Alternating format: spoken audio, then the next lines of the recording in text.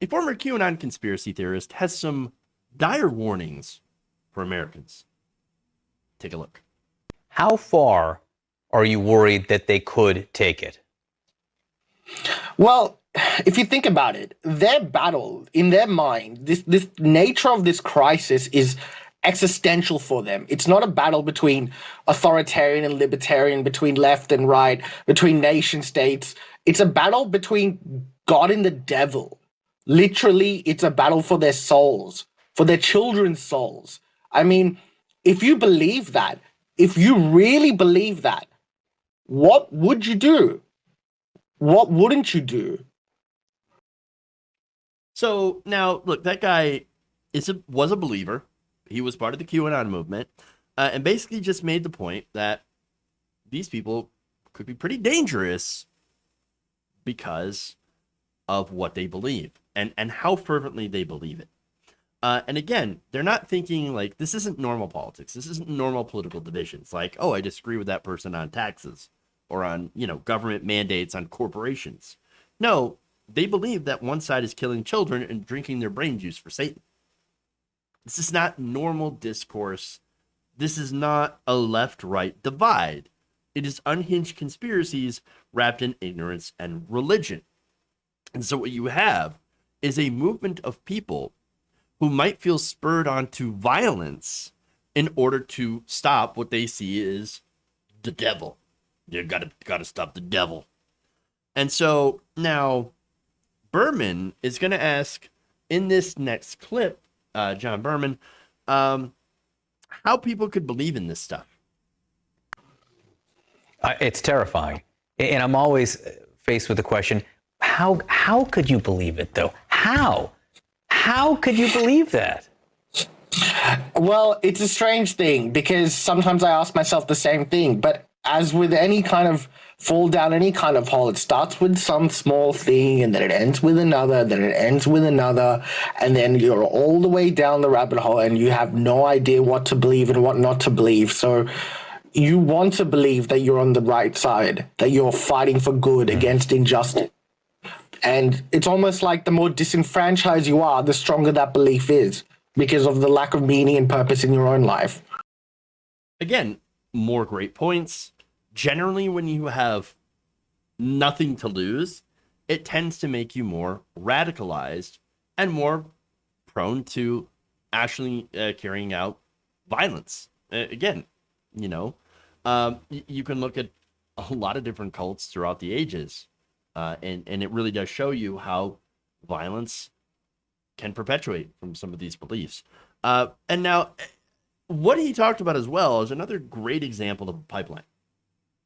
See, you see maybe like one or two things, a few things that have some truth to it. And then you add on to it. For example, Jeffrey Epstein. Well, Jeffrey Epstein, pedophile. He liked girls, little girls. Epstein, like many rich people, happened to, have a lot of power, a lot of money, happened to give a lot of money to politicians. Maybe to turn their eyes away from what he was doing. Oh, it looks like also many politicians happen to be corrupt and take money from billionaires. Well, Epstein happened to be wealthy, and that's why maybe he wasn't caught until later on. Maybe he's got dirt on people who are powerful. Maybe dirt on Trump. Maybe dirt on Bill Clinton. Maybe he was murdered as a result. Maybe the Clintons murdered him. Maybe he killed a lot of people. The Clintons are Democrats. And now this YouTuber is pointing out how all the Democrats are in favor of this and how they're bad and how maybe they're also pedophiles and maybe then they're godly Satanists because the left doesn't believe in religion and maybe Hillary Clinton's killing the children and maybe drinking their brain juice. That's how it goes. It's not that dramatic. But understand, it happens little by little. That you are continuously dragged down these little rabbit holes through little pieces of truth, right? Things that, or maybe they feel truth. They feel truth. There's a truthiness to it, as Colbert would always put it. Like, you feel it in your gut, And there's just this little bit of, like, I don't know, this seems to make sense. And then eventually, at some point, you end up thinking that, Democrats are punching holes through people's skulls and putting a straw in there and just drinking the brain out. It's weird, but it happens. And so and a lot of this can start with totally legitimate questions about people in power. And then at some point, you might end up in a cult. And so, and here's the thing. Here's the thing. You have to remain open-minded, obviously. I always make sure to let you all know that, like, be open-minded about things. That, again, there are conspiracies that have a big kernel of truth in them. I'm somebody who loves to look into conspiracy theories, how they start, how they spread, what they believe, and what leads them to those conclusions. However, right, you have to be, yes, open-minded with things, but not so open-minded that your brain falls out. Okay, because at some point, these conspiracy theories, and this is, remember Occam's razor. Okay, Occam's razor basically says that usually the simplest answer is the correct one. So when you look at situations like, you know, Epstein, for example, yeah, he was a pedophile. Yes, he liked little girls. Yes, he was very powerful, had a lot of money. Well, in our society, people with money and power tend to get away with a lot more things because they have money, power, and influence. That's unfortunately a fact of, I think, a lot of our societies, what you have. And it's a simple answer, is that money, power, and influence happen to have people turn their heads away. That doesn't mean that everybody who was involved with Epstein, well, I guess I'm not going to go that far. There are certainly people who were involved with Epstein that were very complicit in this. But at the same time, there are a lot of people that maybe heard some rumors and thought, well, I don't know for sure. I don't know him personally. I'm just not getting involved because I'm afraid of any sort of pushback or anything like that. And so I don't know. There are rumors about Weinstein, Harvey Weinstein, for so many years that people just turned their back on and ignored. And you had Hollywood, you had casting couches. And so you have all of these things that people absolutely know that were wrong, that were going on, that I don't want to get involved because there is money and power here, and maybe I'd get buried by this. And so I'm just not going to bring it up. I'm not talking about it. I'm scared to bring it up. That's part of what originally Me Too was all about, is women having these situations, and then you end up having powerful people that silence them into submission. And so there's that. Okay. But getting back to conspiracy theories, right?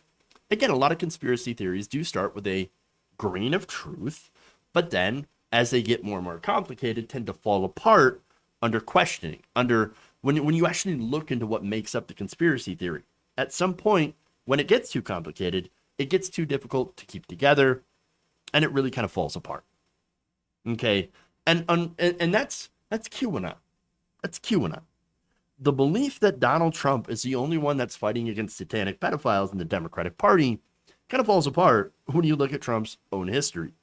When you look at sexual harassment, the abuse, allegations of rape, and outright ridiculous lies. A lot of QAnoners, unfortunately, they don't know any of this stuff. And they see some of the facts and reject them as, well, it's fake news, obviously.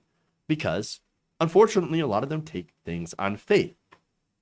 That is why you have conspiracies and religion that are so easily intertwined.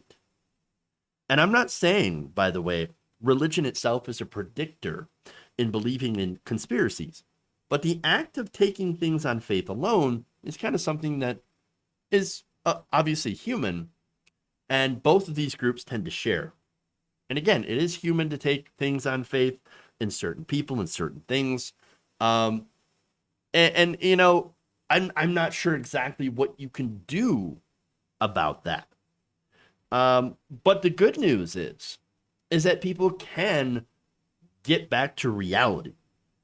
People can realize that they're wrong. Not everybody is a lost cause, and that at least gives me some hope. Not a lot of people, but some.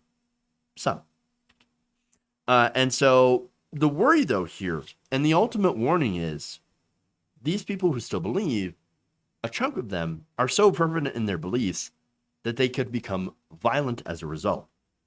And it is definitely something, especially after January 6th, that needs to be taken seriously by pretty much everybody. I mean, you can't really ignore the QAnon stuff. Law enforcement, media, people at home do need to take this seriously. And by the way, there's another lesson here, of course. When presented with information, always think critically. If it seems fantastical, it usually is. So always make sure to vet your information thoroughly to avoid falling down these pipelines. If you enjoyed this video, please give us a like and share with your friends. You can subscribe and help out the channel by becoming a patron. It's patreon.com/Jeff Waldorf, or you can become a channel member as well by hitting the join button below.